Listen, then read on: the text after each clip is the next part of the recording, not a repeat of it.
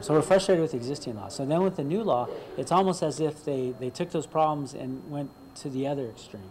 So now they have spaces that are larger than what we would recommend.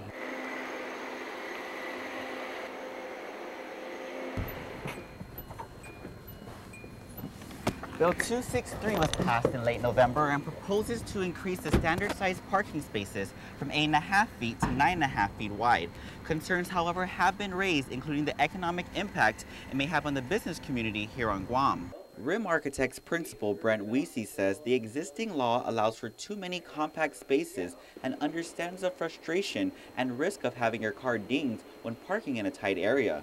However, with the recently passed Bill 263, he, like many others, are concerned over the measure's impact on Guam. So the impact of this law is going to be huge to a lot of existing parking lots because most of them are maxed out.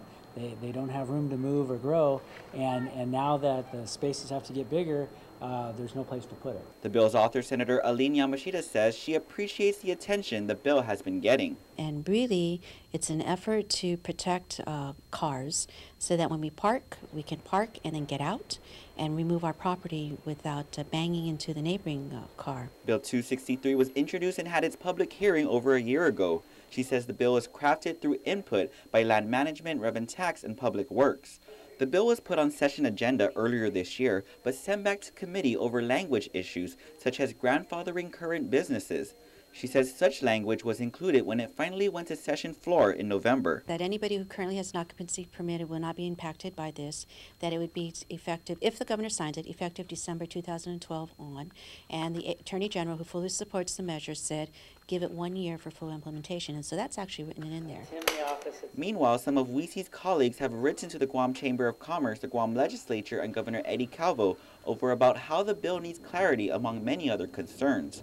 Duenas Camacho and Associates President and Principal John Duenas even wrote to the governor urging him to veto the bill over the significant adverse economic impacts it will have on Guam, as the increase in parking sizes will come at significant expense in order to erase existing parking space striping, relocate parking bumpers, reconfigure park space medians, and completely restripe parking areas. Weesey agrees with the veto, but hopes to work with Yamashita to fix the bill. I think this is exciting. I think there's a lot of good that can come out of this. Again, I think the bill had good intent, and I think it can be a better bill. Yamashita, meanwhile, says the governor's legal counsel paid her a courtesy visit this week to discuss some technical aspects with the bill that need to be addressed. However, it remains to be seen if these technical aspects will affect whether the bill is signed. The governor's office says the bill is currently under legal review. Reporting for Guam's News Network, I'm Ken Quintanilla.